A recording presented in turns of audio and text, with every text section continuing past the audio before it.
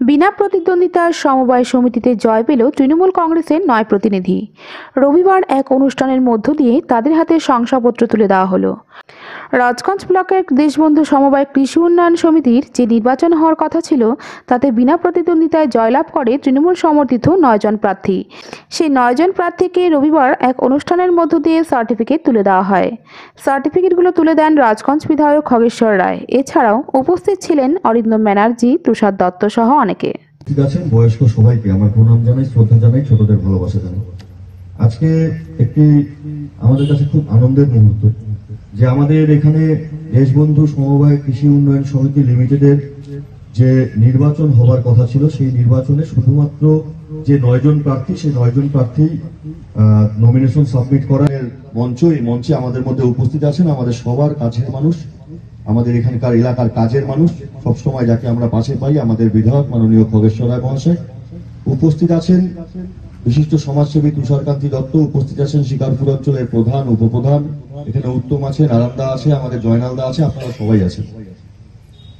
আপনারা সবাই অবগত, প্রায় আমাদের পুকুরজান অঞ্চলের একটি সমবায় সমিতি, সুখানি অঞ্চলের একটি সমবায় সমিতি, আমাদের সন্ন্যাসীকাথা অঞ্চলের 3টি সমবায় সমিতি এবং মাঝিয়ালি অঞ্চলে 2টো সমবায় সমিতি এবং আপনাদের এখানে একটা সমবায় সমিতি, মোট 8টি সমবায় সমিতির নির্বাচনের নির্ঘণ্ট আমাদের সিআই সাহেবের মাধ্যমে ঘোষণা করা হয়েছিল।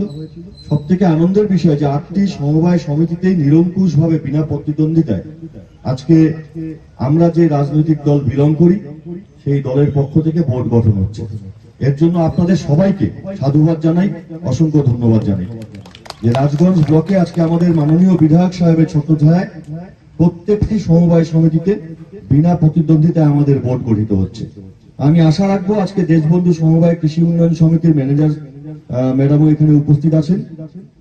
তুষার যেটা বলছিল, নারায়ণদা যেটা বলছিল যে এক সময় এই সমবায় সমিতির যে মাধ্যমে যে মিনি ব্যাংক চলে তার একটা সুনাম গোটা ব্লক জুড়ে ছিল।